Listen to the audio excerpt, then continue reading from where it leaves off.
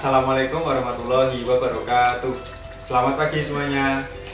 Jadi di sini saya Ibnu Nur Amin akan menyampaikan beberapa hal mengenai plumbing dan sanitasi. Jadi apa sih yang dimaksud dengan plumbing dan sanitasi? Yaitu merupakan susunan sebuah pipa yang terbuat dari besi maupun peralon yang berfungsi untuk menyalurkan air, udara, maupun pengolahan limbah. Berbicara mengenai sejarah plumbing, salah satunya yaitu pada tahun 2500 sebelum Masehi, yaitu berada di Mesir. Warga Mesir menggunakan pipa tembaga untuk penyaluran irigasi. Jadi dalam SDP, sanitasi, drainase, dan pemipaan terbagi menjadi 4: air bersih, air panas, air kotor, air bekas, dan air hujan.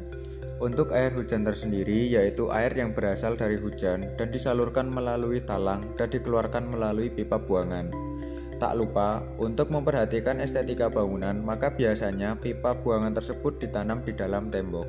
Jadi sebelum kita melakukan pemilihan pipa, kita harus memperhatikan beberapa hal sebagai berikut. Yang pertama, yaitu kita harus mengetahui apa yang akan kita alirkan, jenisnya itu apa, zatnya itu apa. Dan yang kedua yaitu tekanannya berapa. Yang ketiga yaitu ukuran pipa. Jadi ukuran pipa itu sangat berpengaruh ya. Kan biasanya untuk pipa air bersih itu biasanya kita menggunakan diameter setengah inci, 3/4 inci sampai 1. Kan kita juga nggak mungkin menggunakan pipa berdiameter 1,5 inci 3/4 untuk pembuangan limbah, kan tidak mungkin. Yang terakhir yaitu bahan pipa. Jadi kita harus menyesuaikan pipa tersebut akan digunakan di mana dan apa. Misalkan kita mau menggunakan pipa PPR, jadi kita harus menyesuaikan pipa PPR itu digunakan untuk saluran air panas yang bertekanan tinggi. Saya akan menjelaskan beberapa kinerja atau diagram air kotor dan air bekas, sebagaimana contohnya di apartemen maupun di mall. Jadi air kotor ditandai dengan warna merah, sebagaimana gambar diagram tersebut. Air kotor artinya air yang dikeluarkan dari manusia, seperti saat kita melakukan kencing maupun buang air besar. Air tersebut langsung disalurkan ke bak air limbah. Nah, selanjutnya yaitu air bekas. Air bekas sendiri ditandai dengan warna oranye. Nah, seperti contohnya, air saat kita setelah mencuci piring ataupun baju, air setelah kita mandi. Sistemnya juga langsung dialirkan ke bak air limbah, sebagaimana diagram tersebut. Akan tetapi berbeda dengan pantry ataupun dapur. Pada lantai paling atas dan lantai 3, kita harus menyediakan grease trap, yang artinya yaitu bak penampung lemak. Jadi air yang dikeluarkan setelah kita mencuci piring, lemak tersebut akan disaring dulu di bak penampung lemak, lalu disalurkan ke bak air limbah. Untuk lantai 1, kenapa grease trapnya itu berbeda? Kenapa lebih besar? Dikarenakan apabila di hotel pasti ada restoran.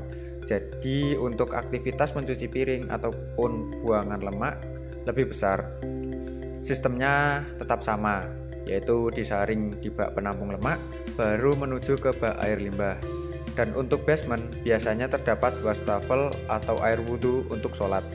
Jadi untuk menaikkan air tersebut kita harus menyediakan pompa air atau sump pit untuk memompa air tersebut ke bak air limbah. Setelah semua disaring, baru bisa dibuang. Air yang dikeluarkan dari bak air limbah tersebut tidak membahayakan dan sudah relatif bersih.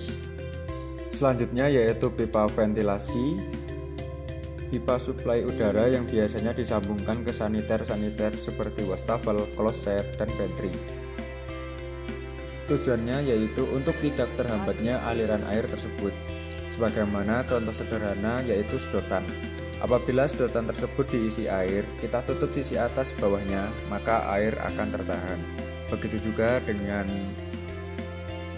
saluran air bersih dan air kotor tersebut. Maka dari itu, saya di sini akan menjelaskan sedikit mengenai beberapa jenis pipa tersebut ya. Yang pertama yaitu pipa PVC. Pipa PVC sendiri itu digunakan untuk penyaluran air bersih maupun air kotor. Jadi biasanya yang digunakan untuk air bersih berdiameter setengah inci, 3/4 inci, hingga 1 inci sesuai dengan kebutuhan kita. Beda dengan pipa untuk pembuangan air limbah maupun kotoran manusia ya. Biasanya pembuangan air kotor atau limbah pipanya lebih besar daripada pipa air bersih. Jadi yang kedua yaitu ada pipa PPR yang berfungsi untuk menyalurkan air panas yang bertekanan. Jadi hal tersebut biasanya digunakan di hotel-hotel maupun di rumah teman-teman sekalian, yaitu pada shower panas atau dingin. Jadi shower tersebut bisa diubah menjadi air dingin, bisa menjadi air panas. Nah, tersebut menggunakan pipa PPR. Yang terakhir yaitu pipa galvanis. Pipa galvanis tersendiri merupakan pipa yang terbuat dari bahan besi dan tahan akan korosi. Pipa galvanis tersebut biasanya digunakan untuk saluran air bersih dan pembuangan limbah. Pipa ini sangat cocok untuk pembuangan air limbah. Bahkan pipa ini bisa digunakan untuk struktur bangunan loh. Jadi saya akan menjelaskan alat plumbing yang kedua, yaitu katup. Katup sendiri memiliki fungsi yaitu sebagai pembuka dan penutup supaya laju air ini bisa terarah ya. Saat katup ini membuka, maka air akan mengalir, dan saat katup ini menutup, maka air akan berhenti. Jadi selanjutnya saya akan menjelaskan mengenai instalasi air bersih. Di sini adalah namanya meteran air. Meteran air sendiri berfungsi sebagai alat ukur volume. Seberapa banyaknya nanti air akan digunakan oleh pengguna yang akan disalurkan dari PDAM ke rumah pengguna. Nantinya dari meteran air akan disalurkan ke tempat yang dibutuhkan untuk bukaan air bersih. Penyaluran tersebut dilakukan melalui bawah tanah menggunakan pipa PVC setengah inci. Benarnya untuk pipa buangan air kotor juga tertanam di dalam tanah. Dan biasanya pipa tersebut menggunakan pipa PVC berdiameter 4 inci. Berdiameter besar supaya tidak terjadinya hambatan.